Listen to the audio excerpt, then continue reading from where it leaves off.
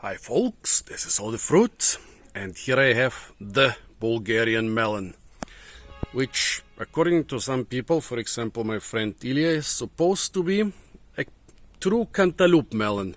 Why do I say the Bulgarian melon? Well, in Bulgaria basically you have one type of watermelon and one type of melon. Actually I have two types of melon because there are honeydew melons around here right now, and my mother says that they were even present when I was a child. I never remember honeydew melons here when I was a child. I only remember this here. But now honeydew seem to be quite common, different ones from Western Europe, so I guess probably they were here all the time, but I just didn't see them because they were too rare. But this is the Bulgarian melon. In Bulgarian it's called păpeș, and when people talk about păpeș, it's basically more or less, clear that they talk about this one variety. Well, what is it? What is this variety? It's clearly a muskmelon. It's clearly very smelly. The inside is also smelly. Slightly different, less musky and more fruity on the inside. Very nice and rich smell. I guess that's maybe why the Bulgarians haven't jumped on this wagon with all those new fancy melon varieties you find in Western Europe nowadays. And why is the Bulgarian melon not being exported to Western Europe? Well, once you touch it, you know. You also see all those brown spots here. Those are not natural, those are bruises.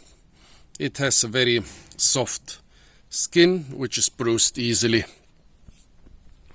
Well, taste-wise, a really good Bulgarian melon is really good. Well, I guess most melons, if they are well ripened and picked at the right time, are very good. The special thing with this one is, when it's not very good, it's very strange. It tastes kind of dry and like you're eating a potato. Let's see, this one was smelly enough, but you never know before you try them if they are good or not.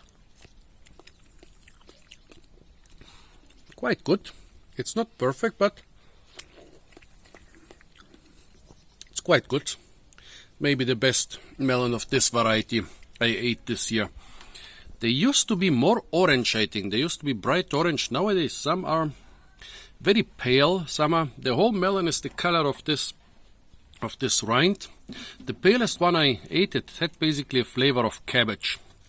This one has more or less the correct flavor. Well, the flavor is a bit on the weak side. The sweetness is a bit on the weak side. The color is a bit on the weak side. But basically it is, it tastes like it's supposed to taste, just not extraordinarily well or extraordinarily strong. Not a bad specimen, this one. I have eaten a lot of worse ones and a couple better ones, but I'm quite happy with this one. Really funny, like Bulgaria could grow so many other melon varieties. Actually, it has several watermelon varieties, but of the normal melon or muskmelon, they are just those two. They are the honeydew and this thing here. So if you can please tell me what this is. There are grooves on all of the Bulgarian melons. They are here. Grooves. And on some there, actually on most there is some reticulation. On this one, the reticulation is very weak, but there are also some with very strong reticulation. They can also be somewhere where the reticulation is almost lacking. But this one, this is more or less a typical specimen with kind of a weak reticulation. The color on the inside is also quite typical. If somebody knows what variety the Bulgarian melons are, please tell me. Please tell me if there are similar melons like grooved, elongated melons with a slight reticulation and a soft skin and orangish on the inside and very smelly, not like a canary melon. Please tell me if you have such melons in your country. Apart from that, stay tuned for a lot more fruit videos from the beautiful and fruit-rich country of Bulgaria. And don't forget to like, share, comment and subscribe.